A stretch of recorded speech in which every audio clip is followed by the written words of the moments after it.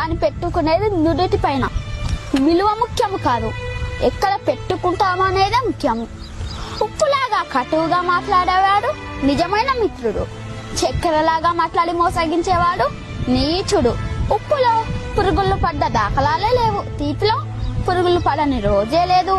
ఏడుస్తూ ఈ లోకానికి అడుగెడతావు, ఏడుపుస్తూ లోకాన్ని వదిలి వెళ్ళిపోతావు. రమ్మన్న సమర్గంలోకి ఎవ్వరూ రారు, వద్దన్న చెడు మార్గాన్ని ఎంచుకుంటారు.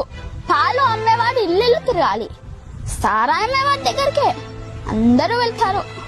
పాలల్లో నీళ్లు కలిపినావా అని అడుగుతారు, ఖరీదైన సారాయిలో నీళ్లు కలుపుకొని తాతారు. పెళ్లి ఊరేగింపులో బంధుమిత్రుల ముందు వడ్డు వెనకాల, శవయాత్రలో శవము ముందు బంధుమిత్రులు వెనకాల. శవాన్ని ముట్టినందుకు స్నానం చేస్తారు, మూగజీవులను చంపి పూజిస్తారు. కొవ్వొత్తుని వెలిగించి చనిపోయిన వారిని గుర్తు చేసుకుంటారు. కొవ్వొత్తుని ఆర్పి జన్మదినాన్ని ఆచరిస్తారు. హే మానవ, పుట్టినప్పుడు జాతకము, మధ్యలో నాటకము, చావగానే సూతకము, అయినా గదు జనుల మధ్య కౌతకము. కష్టం వస్తే భగవంతుణ్ణి కొలుస్తారు, ఆయనకు రాబోయే కష్టాన్ని ఆపడు. నిత్యం స్మరిస్తే కొండంత కష్టాన్ని గోరంత చేసి సులువుగా దాటి శక్తి నీకిస్తాడు. నిన్ను కష్టాలు కుంభవృష్టిలా ముంచేస్తే నీకు గొడుగు పెట్టి కాపాడుతాడు, గుర్తుంచుకో.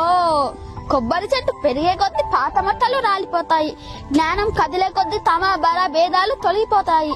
పుండు మానితే పులుసు అదే పోతుంది, పుండు మానకుండానే పులుసు పీకేస్తే పుండు తీవ్రంగా రక్తం కారుస్తుంది.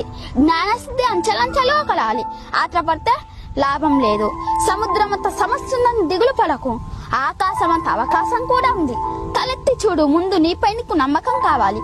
నీపై నీకు నమ్మకం నీకు బలం, నీపై అప్పనమ్మకం అవతలి వారికి బలం. నీ బలం ఎవ్వరికి తెలియకపోయినా నువ్వు బ్రతికేయచ్చు, కానీ నీ బలహీనత మాత్రం ఎవ్వరికీ తెలియనీయకు. నిన్నుగా బ్రతకనివ్వరు. మరణం అంత మధురమైనదా? ఒక్కసారి దాన్ని కలిసిన వాళ్ళు వదిలిపెట్టి రాలేరు.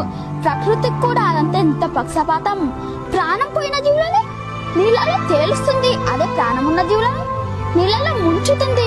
నీ పరిసరాలను ఎంత శుభ్రంగా ఉంచినా నీకు అనారోగ్యం రావచ్చు.